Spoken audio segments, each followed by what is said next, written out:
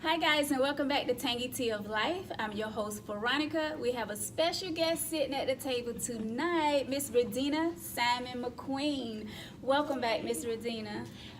I am so excited tonight, Veronica. I am so excited to be with you on Tangy Tea of Life. Yes.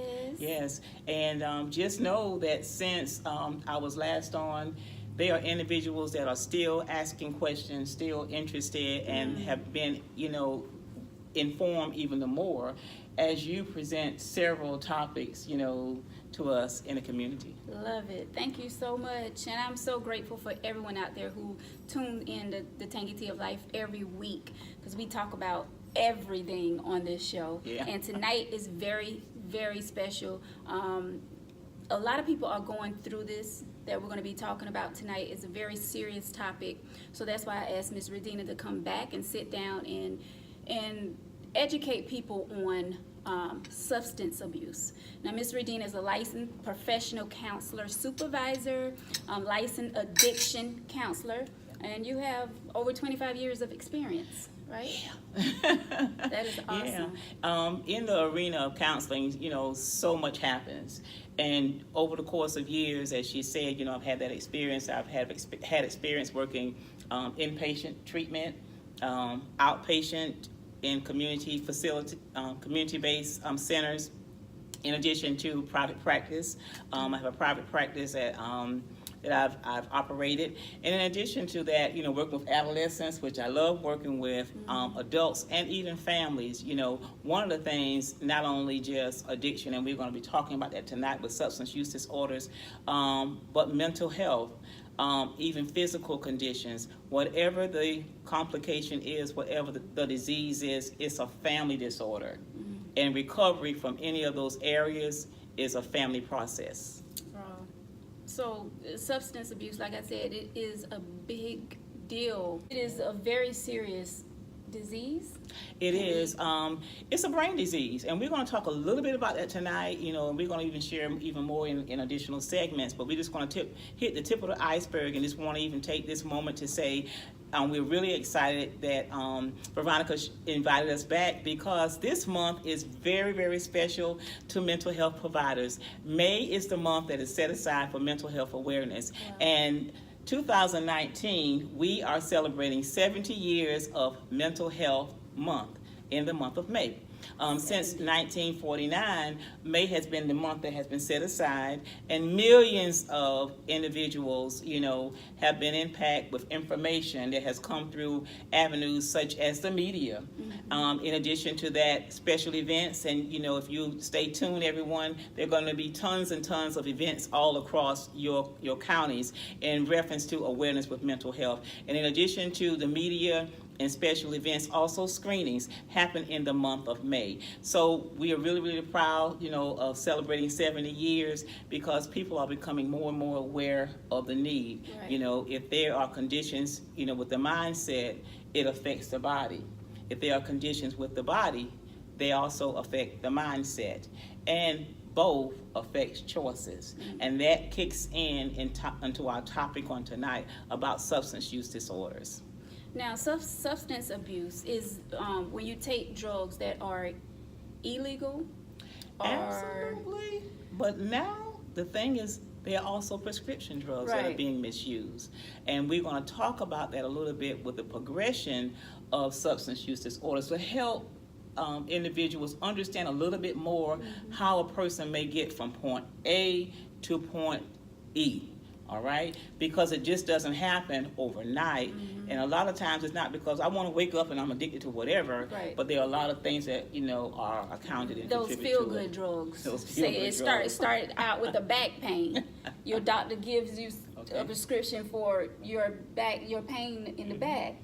Okay, you start feeling nice, and then it's like, okay, you get in your mind, I need this drug. I need this drug to relax my mind, and then it just goes on from there. That does happen, but let's back up a little bit with that because you hit right where I would like to go. But I do want to say, first of all, that just keep in mind that there are actually like 1 in every 5 individuals that are affected by mental illness. 1 in 5. Not 1 in 10, 1 in 20, 1 in 100, 1 in 5.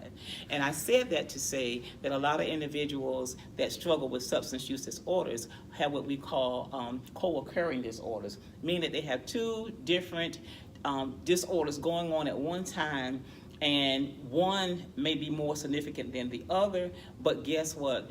Both of them, they can have some traumatic outcome.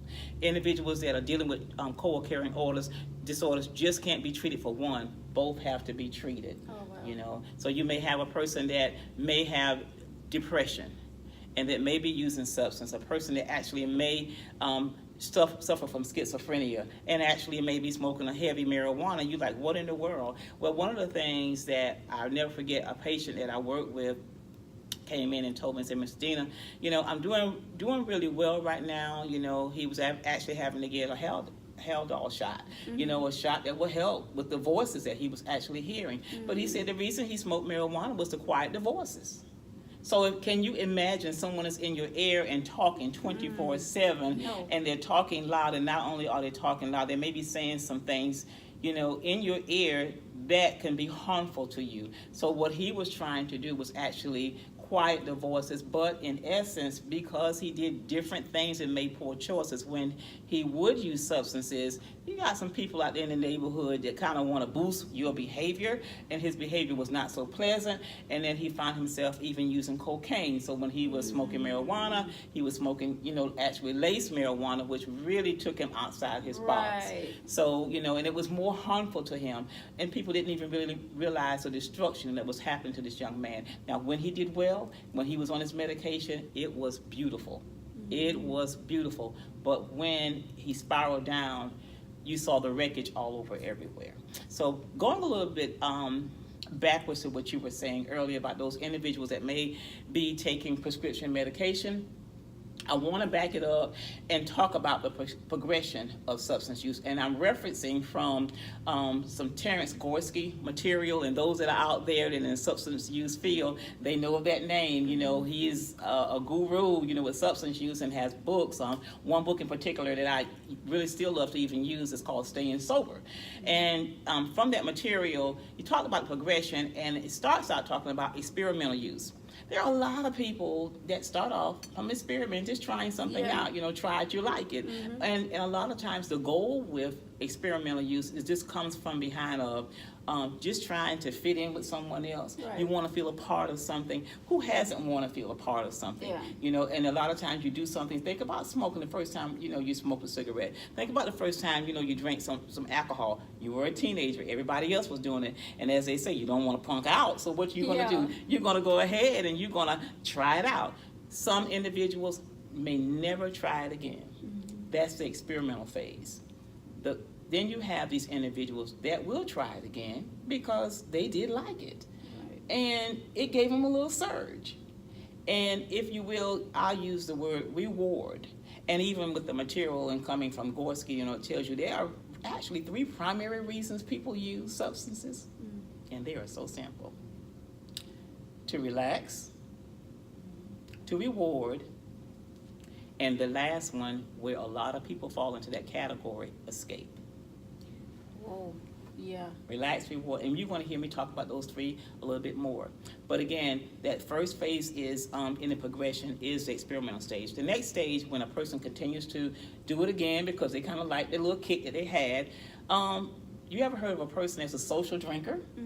That's the next phase, from experimental to social. That individual is just kind of like doing it for the fun. They're just kind of like doing it, you know, for that reward because they feel something and feels pretty good. Who would not want to feel good?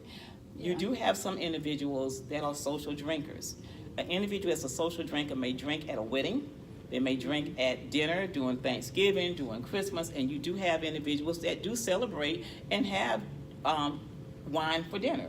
And don't drink anything else. They drink responsibly. They can drink that one glass of wine, drive home, and be okay. But if they're sitting there and drinking about 3 glasses of wine, somebody else comes to the table, another glass of wine, decide to go to the bar, get some pina colada, that is not social drinking because they have continued, and that can become problem drinking. Problem drinking is when those individuals may get a DUI, may have been written up, may really have a hangover and having to drink something else in the morning time. So, you have that issue. But again, that social segment is just drinking, being responsible, kind of having some fun, no big deal, as they say. Yeah. Now the problem comes in the next phase. We talked about experimental, we talked about social. Now it comes in with abuse. Abuse is too much, a little too much, way too much, Yeah. when you're doing more than the norm. And I use this phase, talk about this phase when it comes to the prescription drugs that you were talking about earlier, not only with the alcohol, but especially with prescription drugs, because this is the phase where a lot of individuals, when they have difficulty, find it hard to believe there is a problem. Because it's like, I'm prescribed this medication, and I'm taking this medication because the doctor told me to take this medication. But I'm prescribed this medication and to take one pill 3 times a day. Well, the problem comes in is when I'm feeling really bad, I did too much in the yard, or I did too much, the running or this and that, and instead that night dosage, I'm taking an extra one. Right. So instead of taking 3 pills in one day, I have taken 4. And the day before that worked for me, so I'm doing this again today, so I'm doing it again. And may not do it for a while, but then remember what happened before, and they end up having a pattern. And that's when you are abusing, and you have that pattern and using it a little bit more. And of course, if you're taking prescribed medication and you have a 30-day supply, what is going to happen? You're going to run out before the 15th of the month if you are using too much. And then you have these individuals who may come to a doctor's office and may say, well, this happened to my medication, somebody stole it, I dropped it, or this. And sometimes they may not even remember that they actually took an extra pill. Now it becomes more problematic when they may say, well, I got a lot of stuff to do today, so instead of me taking my medicine later on, I'm gonna go ahead and just take all 3 at one time. It's not prescribed, take 3 at one dosage. That is too much medication at one time. Yeah. So again, that's problematic, and they're going to begin to have some problems. Those individuals that have difficulty when they are abusing, they're really just trying to numb. They're trying to numb something. They're trying to numb something physical because they're hurting. They may be trying to numb the emotions because something has been said. They don't want to remember that. And the other thing is, some of them are trying to deal with mental anguish because they were angry because something actually has happened to them, and they're trying to forget. So that's when it comes into that escape that we talked about earlier. Right. One of those indicators of why some people fall into the category of abusing substances. The next phase, dependency. That is when an individual may be prescribed medication, and they're taking it as prescribed. Right. And they're taking it every day.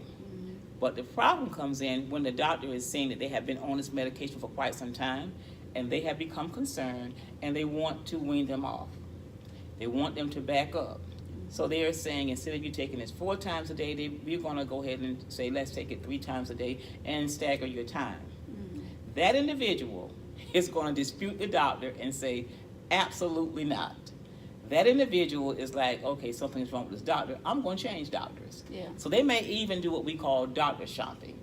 That if they are only taking 3 of the prescribed medications and they really want that 4th, you may find them going to the emergency room, and they may have multiple emergency room visits, at least 2 or 3 times a month. Then it turns into 2 and 3 times a week. It may turn, and it gets to that pattern that is more and more and more. Right. And you say, well, they just want to get high. Well, this is the thing. A person's get high days is when they were having the fun, when they were being social. When a person is using to that degree and using every day, and their mindset is saying, you got to have it. Your body is saying, you've got to have this today, and you got to have this at 2 o'clock. And what is happening is they're doing it to function. This individual, the goal is to stop it before it starts. It means I know if I do not take this at 2 o'clock in the afternoon, I know what's going to happen, so I'm going to take this at 1, because this is not happening. It's not going to come. And their mindset is there, but also But remember, their body is going through a change. They're going through a physical change, and if they do not have that medication in their systems at that time, they're going to experience a change. Who wants to experience a negative encounter? No one.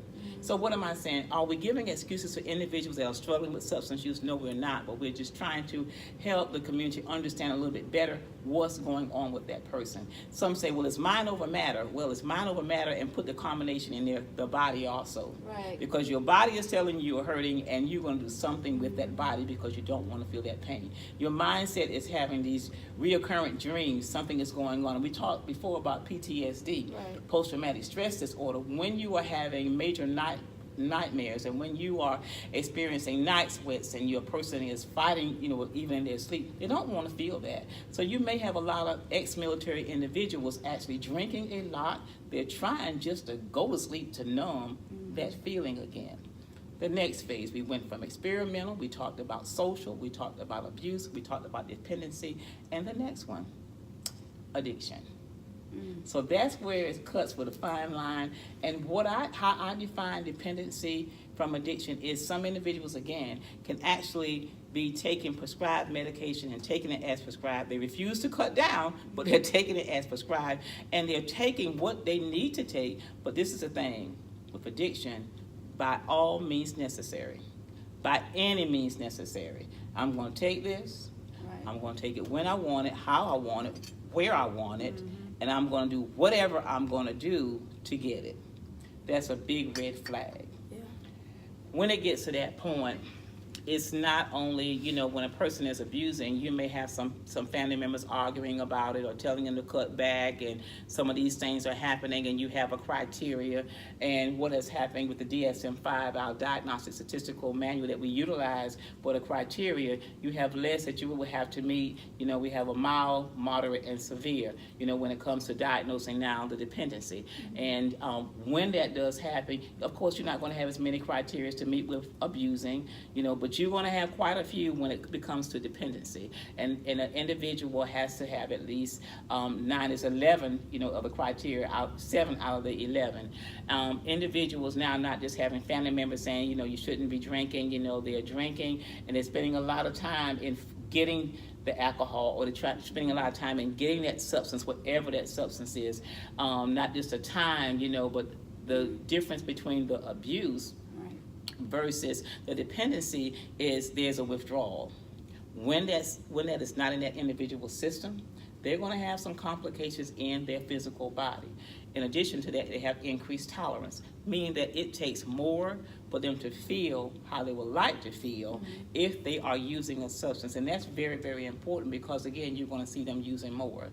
They're not thinking they're using more, but they actually are using more. It may sound out of sorts to hear that a person is taking like 10 Percocets in one day. Well, if they are prescribed 4 Percocets or 5 Percocets in one day, their mindset is just saying they're just doubling up because they don't want to feel that pain. Right. But what has happened is their bodies now have gotten increased tolerance. And again, when that person is using, you may see someone get to the point of asking the aunt to borrow some money for a light bill, the uncle to borrow some money for a water bill, somebody else, a best friend, to borrow some money for the rent. You may have someone else getting money for child care. The child is not in child care. There is no apartment. Right. If you have an apartment, it's subsidized housing, so you may not even have a water bill, or you may get a utility check, but this person is getting all this money, and it goes quick. Or a person just got paid on Thursday, it's Friday, they have half their check, Saturday morning, there's none. It gets to the point that you're seeing this person, and I would say this a lot when I was working with individuals in detox, and you hear this phrase, I'm going to the store. Okay, 2 hours come pass by. Yeah. 5 hours pass by, you got 24 hours, they are still at the store. And again, one of the things I want to say, and we're making a little light so you can kind of understand without a lot of judgment, but at the same time be receptive. But one of the things I want to say is a lot of the times you don't see an individual that may be missing from the home for 3 days because they are ashamed. They know what they have done, and trust me when I say they can be their biggest enemy. because they have to live and look in the mirror at that person, and they have to remember what that person actually did. So when you're talking about all those phases, one of the phases, even after that person has gotten to that point, it can change. And I call that phase recovery. And what's marked by recovery is that individual's motivation to follow. They have to follow directions. And that's one of the hardest things for a person that's battling substance use, is following the direction of someone else. It is so important for them to be engaged in a support system. The major support systems are the AA groups, NA groups, ANA groups, whatever, so an individual can engage in a support system with people who understand where they are in a good group. There are some that's wonderful, and there's some that have some concerns. And what I say to an individual that's listening out there is, if you are going to a meeting and you hadn't gone to a wonderful meeting, go to another meeting. Just don't stop, but go to another meeting. What's very important is treatment. And when I say treatment, the same way an individual will go to a doctor's office, get a prescription for some medication, they give them directions to go ahead and follow, is to get engaged with counseling. That's a part of treatment, because a counselor can actually guide them through the process, give them some strategies to utilize, offer support at the same time with guidance, and give them some information and material for awareness that is so majorly important. Along with that, some individuals do very, very well in a treatment group, meaning they may have individuals anywhere from 5 to 8 individuals, maybe even 12. That's a kind of big group, but they can have some individuals in a group so they can come together, listen, share information with each other, with an individual really helping to guide the process with that. So being in a treatment group, having a support group, having a one-on-one therapist working with them, because there are going to be some things you are not going to disclose in a group setting that you're going to disclose and need to disclose on one-on-one. You know, when you establish that therapeutic rapport with a clinician, then you can do those things. And because if you do not turn every rock in a situation, what's going to happen is you're going to face it again. So it's very important to go through those changes, go through those steps, so that you won't repeat some of the same things. So that's a little bit what we want to go ahead and share on tonight. Oh, Ms. Redina, you're so great.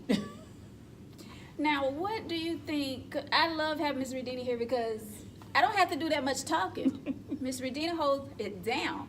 But what do you think about, because a lot of people out there, and we said this in the last segment, a lot of people feel crazy when they reach out to a counselor, or, you know, an individual to talk to, but mainly going to a counselor, they feel like, I feel crazy. Like, you hear that a lot. That label is attached to the stigma of going to counseling, and that's one of the reasons why, again, we are sharing some information for awareness. That's just a label, and it's not a point of being crazy. And when I think about that, I think about the movie Psycho. Norman Bates. If you're familiar with that, he made the comment to someone in the movie. He said, "Well, all of us go crazy sometimes," you know. So I'm like, okay. But needless to say, something has happened. It's just like in our lives when a person may encounter an automobile accident, they may encounter an illness, they go to a doctor because something has happened. If a person is reaching out from a spiritual base and they want to change in their life, something has happened. An individual struggling with a substance use disorder or a mental health disorder, something has happened. And to change the brain chemistry. It is a brain disease. And one of the other things I do want to share, and this is very important to understand, that if an individual has genetics that point toward a dad, mom, close cousins, grandparents, that means that they are predisposed. You have a high probability that could happen. Doesn't say it has to happen, but it can happen because those are your genes. And I tell everybody, my DNA is my DNA. I'm an ACOA. An ACOA is an adult child of an alcoholic. My father was an alcoholic, but he was a cool alcoholic. I think my daughters will say, "Oh, Ma, you told that?" Well, it is the truth.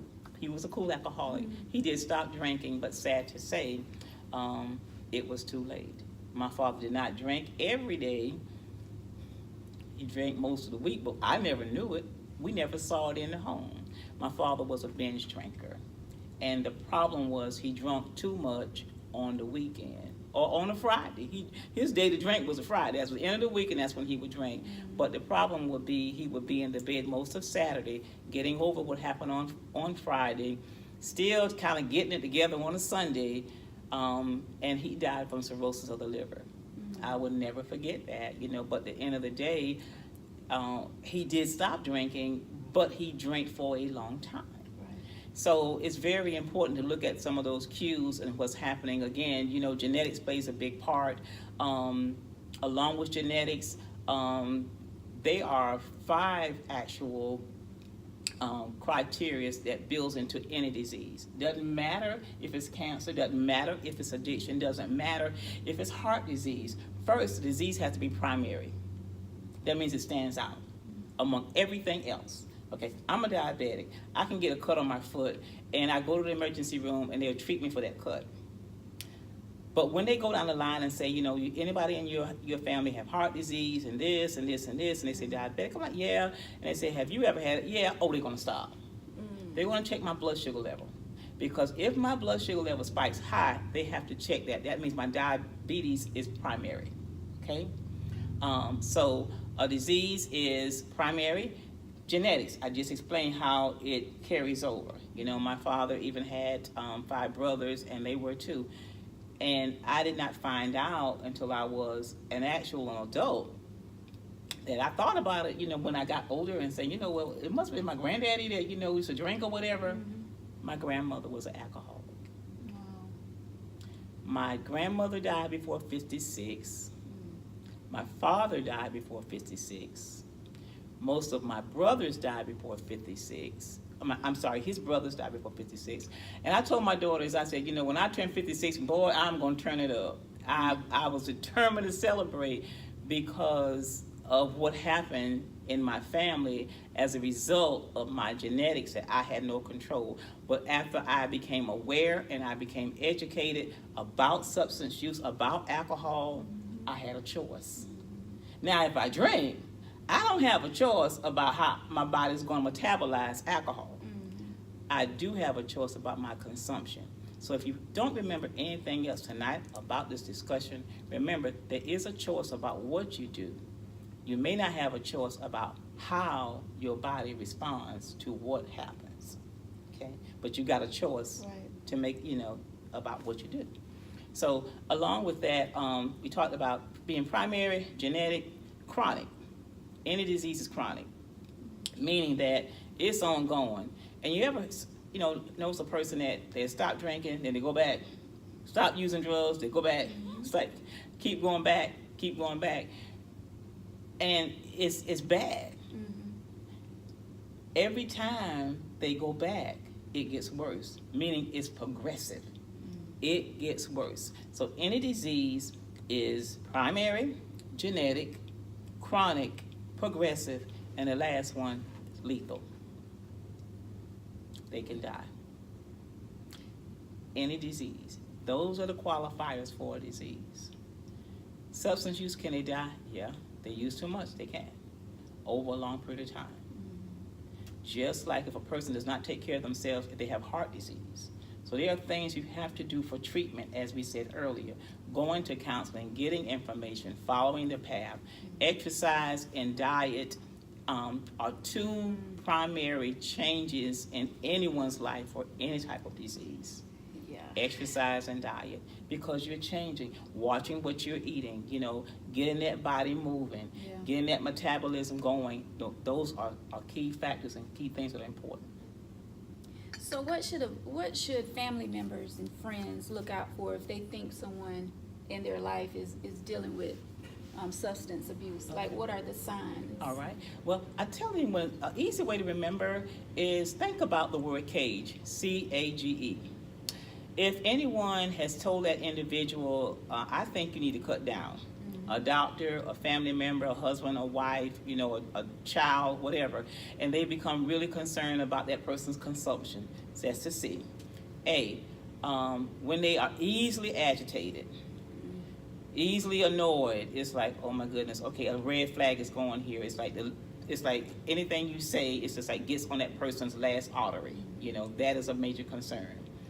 A G, if there's guilt from that person because someone has told them to cut down because of what their actions were or whatever the case may be, and you may you may see them feeling really guilty, may be depressed, may have a real low mood after they have actually been drinking or using. That is a concern. And E, the eye opener. You may see some individuals getting up early in the morning, taking a quick drink, you know, or using a little something for a boost because they came down real fast. So CAKE, the cage. Yeah. That is, I don't know. I feel sorry for people that are, you know, that get hooked on painkillers and things like that, because like you said, it's a way to escape their problems, you know. Absolutely. So it's easy to do. That's why I don't like taking prescription drugs and stuff. Like, I try to avoid that. If I don't necessarily have to take it, I try to avoid it. Like, Well, everyone is not going to be addicted to a substance, because just like you just said, there are people that will only take prescribed medication as prescribed, and then after they get halfway and they start feeling better, you'll see those individuals don't even take them anymore. Yeah. You may have some pills in their drawer that have been there for 3 years. that's me. Okay, so those are individuals that's not going to have that particular problem, you know, because they will stop there. But you have some that will feel that sensation. And what happens is, remember I said it's a brain disease. And what happens is we have a sensor in our brain that's like, it's noticed as the reward pathway. It's just like, if you can think about the last time you felt a warm embrace and a hug by someone very special. Don't even say anything, but just think about how it made you feel. Well, look at that smile on her face. Okay, perfect example. What am I saying? You're not being hugged or embraced by anybody right now. You just remembered. Your brain, that reward pathway, remembered how it felt. And if you really liked how it felt, your mindset will say, your thinking channels will say, let me figure out how I can do something again so I can feel that way. What am I saying? That was a reward for you in your executive functioning. Everything that happens in our brain with our thinking, our logic, it happens in our prefrontal cortex right here. That's part of your brain. So that part is functioning when you want something and you're trying to reason and rationale. That happens. But the thing about it is, we have a reward pathway in the center part of our brain, right above the hippocampus right here. And what happens is, I remember that sensation and it felt good. And it locks in. So what am I saying? That person that was taking Percocets, that was taking the Valium, taking the Xanax, they remember how it made them feel. It numbed something. It was some sense of reward. So they start figuring out, what do I have to do again to get it? Yeah. So when it comes to paying a light bill, their mind is still thinking, what do I have to do to get that substance to feel a certain way? And the light bill is not on the level of priority. Right. So it's not that that person really don't want to pay the light bill. Yeah. What's happening at that moment is that sensation they do remember that was rewarding to them, that gratification, that self-gratification is kicking in. Right. And that's really what's happening. You ever saw a person that's walking that's intoxicated, and they're trying to walk to the door and walk forward, but you see them staggering? Right. Part of their brain, this part right here, it has been affected because that's the part that controls your movement. You ever heard a person that says, you know, I'm seeing like 2 or 3 people at one time, and it's only one person. Right. Okay, the occipital lobe, which is right here, connects to your spine. That part of the brain has been distorted. What am I saying? Now you're seeing me breaking down those different chambers in the brain. That's why they call substance use a brain disease. Wow. It affects different chambers in our brain, and it's so important that people become aware of that, because at some point you continue to use our wonderful brain cells. It's like you kind of get burnt out. Yeah. And some are actually destroyed because of substance use. You ever heard a person that's been using for a long time, or heard of someone and say they don't really remember stuff, and it's kind of hard for them to remember and hard for them to do certain things? Again, our memory is stored in different chambers of our brain. And in actuality, part of their memory, is just really gone. It's gone. Some of your cells, they can be restored after using, and because you're in recovery, that can happen. It can be restored, but there are some parts of the brain that has been greatly damaged, and that's what happens to a lot of people. How do you feel about marijuana being legal? Oh my goodness. Sip some tea on that. I need tea on that one. Well, there's twofold. There are some individuals that are struggling with cancer. Let's use that for an example, or some that really have some horrendous eye diseases, that could benefit from it being prescribed, and they use it as prescribed, and that's very important. And that's what I'm saying, as prescribed, and they have use. And some people say, well, it calms me down. Well, there are a lot of different things you can do to really calm yourself down if you practice those things. My concern with it, even with being legalized, and this is my concern, is that some individuals, especially the younger population, well, just the population as a whole, but a lot of them will use it, and they say, for recreational purposes. But my thought is this: if you are employed, and if you have a zero tolerance policy when it comes to substances, the agency has a zero tolerance policy. And it's not going to change because it's legalized. It's just like alcohol is legal. You buy it in the ABC store, but you can't show up to work drunk. Right.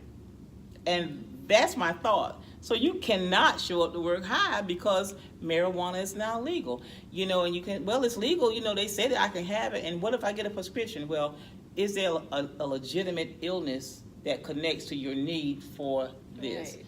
Are you taking it for medicinal purposes? You know what I'm saying? Yeah. It's just like some opiates, they are legal. Percocets are legal, but it's not legal to take 15 or 20 in one day. You get what I'm saying? Yeah. It's just like, okay, opiates, they have a medicinal purpose. The Percocets, they do have a medicinal purpose, but heroin doesn't. Right. Are you getting what I'm saying? Mm-hmm. Morphine is there for a reason, but if you're not prescribed morphine, you shouldn't be taking morphine.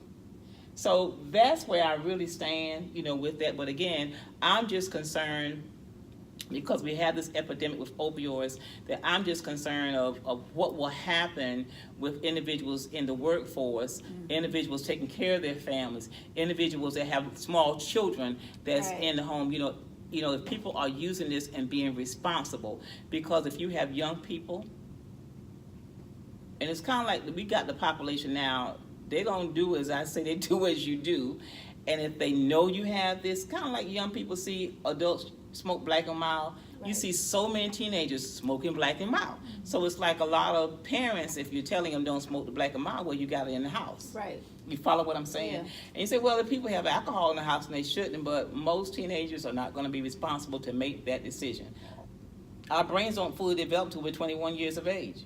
So for a 16-year-old, 14-year-old to say, well, I'm not going to smoke it because it's in the house and because they said so, it's not going to happen. Yeah. So I'm just really concerned again about what's going to happen with our younger population, about making decisions that they are not ready to make. Okay. So we're gonna kind of wrap it up, but I did have a question, and you kind of touched on this. What are some of the drugs out there that's really popular that people get addicted to? Like, what are some of the... We do have an opioid epidemic now, painkillers. And again, because a lot of people are using those things because it does avoid a lot of things, the physical, of course. They're trying to escape that, and of course you're taking something and it takes away the physical pain. The mental anguish is, you don't feel it, it's really dull. Those emotions are dull. So that's a big concern. A lot of individuals, of course, you've heard the X-bars, the Xanax, and some take a pop a pill before they go to a club or pop a pill before they hang out, and they're thinking about it as being very casual. But if you're going to a club every other week to now you're going every week and you're taking something before you go, that's a big question mark. Are you going and are you really having fun because you're hanging out with your friends, or are you really having fun because you were induced by something else? So that's a big concern. Again, with the marijuana that's coming out on the scene even the more because, it's there, but in gobs and gobs, you're going to see more people, coming in for that. This is the other thing I want, to really have people to be more aware of. Back in the day, people would smoke a joint, probably about the size of your finger. Well, now they're smoking blunts beyond the size of your thumb. So it's something to think about because, think about the amount of tar that's even in a cigarette. Then, you're going to have triple that amount in a blunt. But not only that is that in the blunt, you also have individuals that are lacing the blunt. So what that substance is laced with is so scary. That is so scary. The Xanax, the club drugs, those are the things a lot of them are using. You still have some teenagers out there huffing. And when I'm saying huffing, they're actually huffing on gasoline. That's very, very dangerous. Absolutely. You have some that are actually sniffing markers, going in the refrigerator and your mom had cooked the apple pie. Everybody ready to eat the apple pie, it's hot, and they tell you to go get the whipped cream. It's in the can, and you shake it and you turn it upside down. Nothing comes out. They're whipping. So, yes, that's very. Whipped cream? No, they're actually turning. They're actually having the can a different direction, and they're actually the gases that's actually in the can. So, of course, they're inhaling that. So that's very, very dangerous. So again, inhaling, and that's the thing. You want to think about. The quickest way for an individual to get high actually is inhaling, through their lungs because it's enzymatic. The sure way for it to get in their system, of course, is IV, substance use. So it's just really scary. It's scary. So those are the things, and sad to say, heroin is coming back on the rise now because it costs could be a change to get some pills. So some people are going back to snorting even, heroin. Yeah. They're going back to shooting heroin. So, and sad to say, we have 3 high schools in this general area here, in the Florence County, and then we have 2 in Darlington County. Yeah, and then 3, right? Lamar, Hartswood, and 3 in Darlington. 3, yeah, okay. And in the counties, and it's sad that in each school, there's a primary substance that's being used. In each school. Can you imagine your teenager going to school and you think that they got Sprite because you bought, a couple of bottles of Sprite and they're taking the bottle of Sprite and they're pouring it out outside and they got vodka in the bottle. Okay, can you imagine your teenager, of course, they got the blunts, in the bottom of the zip-up part of the book bag. That's happening. And then you do have some teenagers that actually have syringes in their book bags. Yeah, so it's happening and it's young. What am I saying? We need parents to really step up even the more. My girls will tell you, in my house when they were teenagers, there was nothing secret. You in my house, I'm going to do a random check of the book bag. Yeah. You're like, well, why in the world? Well, you know what? Somebody else could have slipped something in here, but they could have had something in there. Yeah. Did I trust them? Yes, I did. But at the same time, they are teenagers. And that's what we have to think about. We are raising teenagers. I need to start that. We are raising teenagers, and peer pressure is real. Yes. The same way that bullying is real, peer pressure is real. And, sometimes, they may not make the right decisions. They may not make the best decisions, but sometimes they make a decision that's not so wonderful. Be supportive, listen, ask questions, but the main thing, spend time. Oh, Miss Regina, I love when you come and sit and sip some tea with me. We're going to wrap it up here, but I want you to, if there's someone out there that's watching and they don't know where to go for help, they're crying inside and don't know which way to turn, is there a hotline number or? There's always hotline. There's like cocaine, anonymous. They have several, and people, just about everybody have a smartphone. So there's always different hotlines and calls, 24-hour zone calls that you can even dial in. in the areas and in the different counties now. You know, of course, like Hope Health, I'm employed there, a mental health counselor with Hope Health. They're in Florence. And we have an array of counselors. Psychiatrists are on duty, not only psychiatrists and counselors, substance use counselors, and we have behavioral health consultants as well. So there is help out there for those that in PD mental health, you know, that is out there in all of our counties. You know, we have PD mental health, and they also have a hotline that you can actually call if you're in crisis. So they have a crisis line, a mobile crisis unit that actually goes out.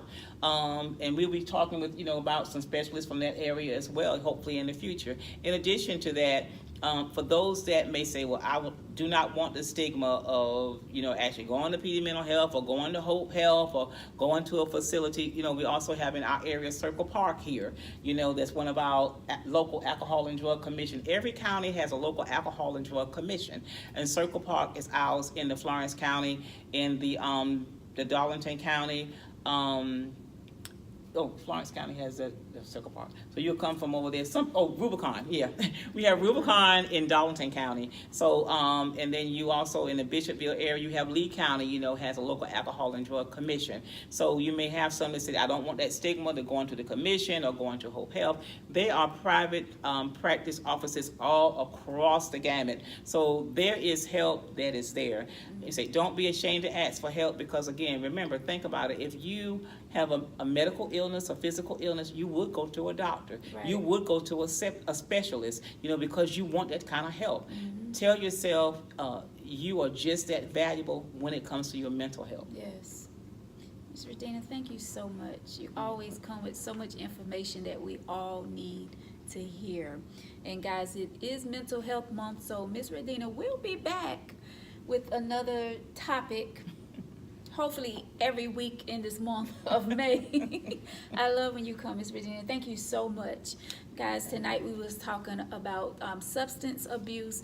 If you or someone you know are dealing with this disease, please, please, please make sure you reach out. Like Ms. Regina said, you can call one of the hotlines. Just speak with someone, because you want to take care of the problem now while you see that there is a problem. You don't want to prolong it. So make sure you reach out and get the help that you need. All right, guys, thank you so much for watching Tangy Tea of Life. Please like, subscribe, and leave comments below. And make sure you go over and check out our Tangy Tea of Life Facebook page. All right, guys? And don't forget to click that bell to get notifications. Go to YouTube. Talk to you guys later. Bye.